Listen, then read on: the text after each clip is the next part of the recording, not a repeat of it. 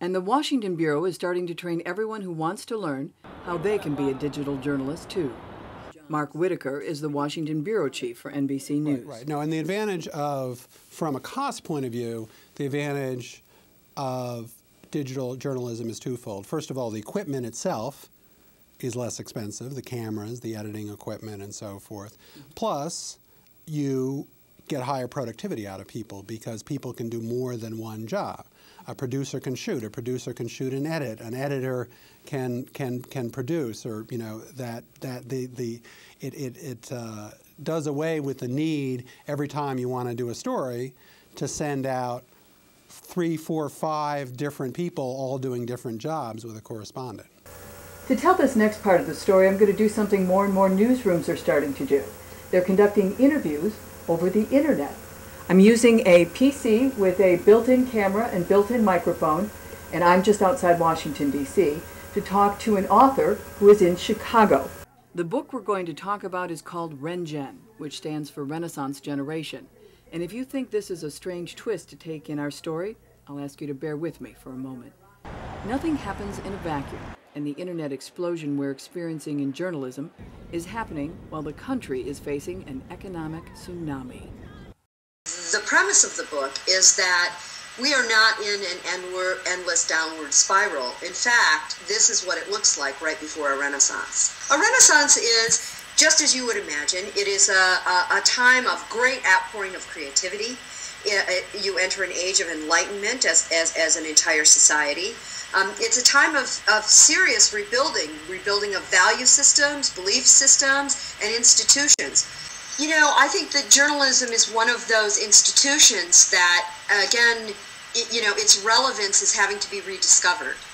And the people who are actively engaged in that experimentation to have its relevance sort of reborn are the ones who are going to win out. I think people who are trying to cling to the old business model are going to find themselves eventually shed.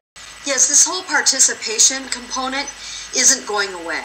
And I think it has put journalists in a difficult position because, you go to journalism school and really what you're taught to do is you're taught the rigor of capturing the news and reporting it and positioning yourself as an expert so that you're credible in delivering the news. That whole model has been turned on its head. And it's less, the credibility thing is still important because it means that you're authentic. But where journalists, I think, are struggling is, how do I let people participate in this story?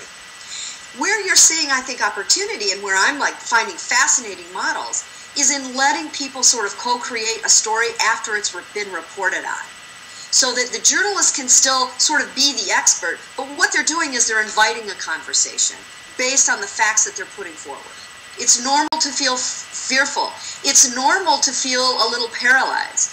I think that the people that are going to succeed in this, whether they're journalists or bankers or school teachers or farmers, no one is going to escape this transition because it's deep and it's profound, and it looks like it's going to last for another 15 to 20 years as we sort of shut down or shed one society and create a new one.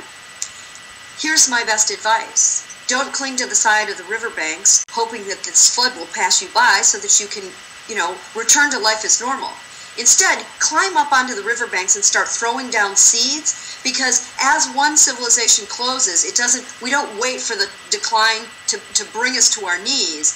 It's a co-creative process. So as we're shedding things, we're also throwing down seeds for the next. You want to be a seed thrower. When I went to journalism school in the 1979, all I was trying to do was learn how my elders practiced journalism. Today, if you went to journalism school, you would acquire skills, and you could then go out and invent the next journalism.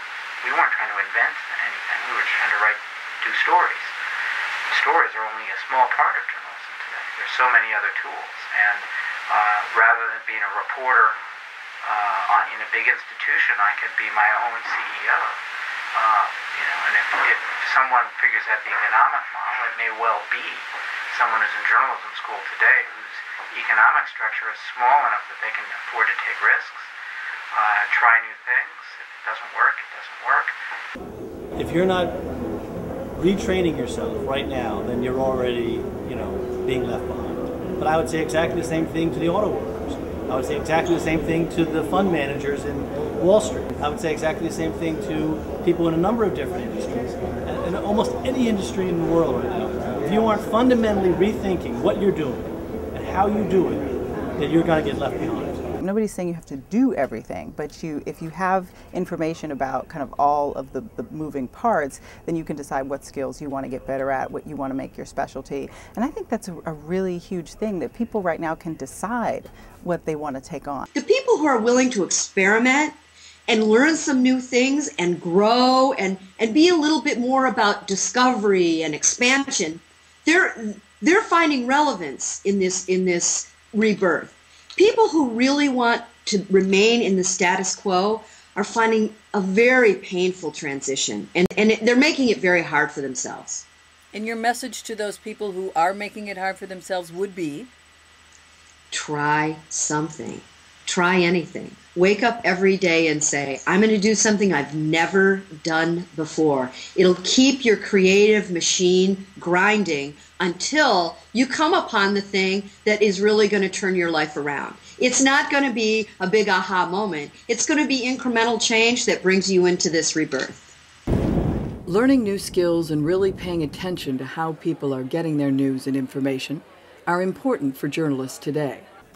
But as more and more of our work moves to the internet, we have to note that no one has figured out how to monetize or make money off of news on the internet. And we need full-time journalists who can help us keep track of our ever-changing world. And they need to be able to make a living wage. It's a dilemma that everyone recognizes and appreciates, but there are no answers. The days of free access to news and information may be numbered. But that topic will have to wait for exploration in my capstone project. Thank you for watching.